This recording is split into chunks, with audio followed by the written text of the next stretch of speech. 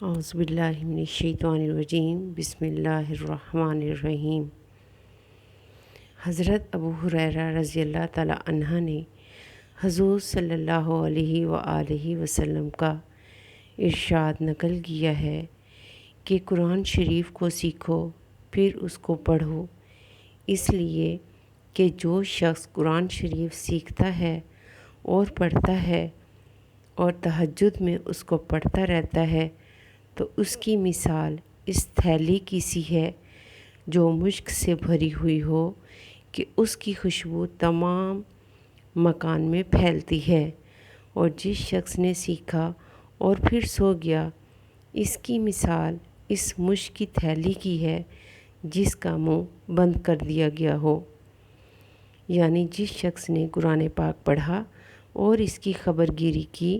راتوں کو نماز میں تلاوت کی، اس کی مثال اس مشکدان کی سی ہے جو کہ کھلا ہوا ہو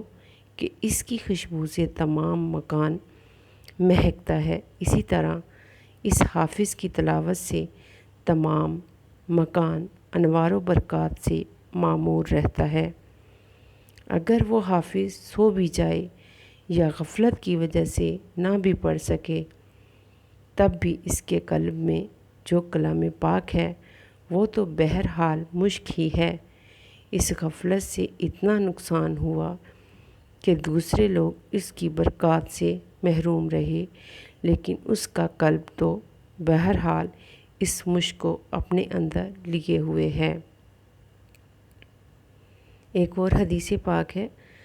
حضرت عبداللہ بن عباس رضی اللہ تعالیٰ عنہ نے نبی کریم صلی اللہ علیہ وآلہ وسلم کا یہ ارشاد نقل کیا ہے